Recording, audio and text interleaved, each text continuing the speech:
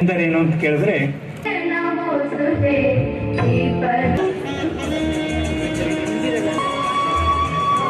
ಸಮಿತಿಯ ವತಿಯಿಂದ ಕೊಡಲ್ಪಡುವ ನಾಗರಾಜ ನಾಯ್ಕ ಮೂಲತಃ ರಾಮನಾಮ ಪಾಯಸಕ್ಕೆ ಕೃಷ್ಣ ನಾಮ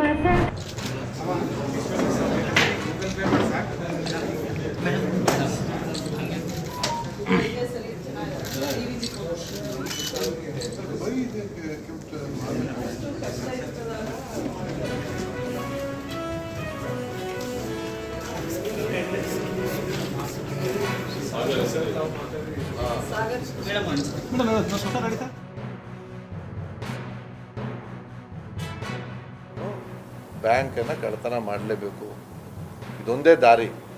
ಬ್ಯಾಂಕಲ್ಲಿ ಬೇಕಾದಷ್ಟು ಚಿನ್ನ ಇದೆ, ಕ್ಯಾಶ್ ಇದೆ, ಅದನ್ನು ಕಳ್ಳತನ ಮಾಡಬೇಕು ಅಂತ ಡಿಸೈಡ್ ಮಾಡಿ ತನ್ನ ತಮ್ಮ ಅಜಯ್ ಅವನ ಜೊತೆ ಸೇರ್ತಾನೆ.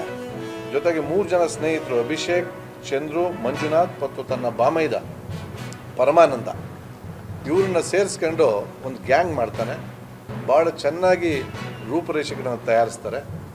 ರೂಪುರೇಷೆಗಳನ್ನು ತಯಾರಿಸಿದ ನಂತರ ಅವರೆಲ್ಲರೂ ಅಸೆಂಬಲ್ ಆಗಿ ಇಡೀ ಬ್ಯಾಂಕ್ ಯಾವ ರೀತಿ ಕಾರ್ಯನಿರ್ವಹಿಸುತ್ತೆ, ಎಲ್ಲಿ ಗೋಲ್ಡನ್ನು ಅವರು ಶೇಖರಿಸ್ತಾರೆ, ಎಲ್ಲೆಲ್ಲಿ CCTV ಕ್ಯಾಮ್ರಾ ಇದೆ, ಬ್ಯಾಂಕ್ ಸುತ್ತ ಏನೇನು TV ಕ್ಯಾಮ್ರಾಗಳಿದ್ದಾವೆ, ಇವೆಲ್ಲವನ್ನು ಅಧ್ಯಯನ ಮಾಡ್ತಾರೆ.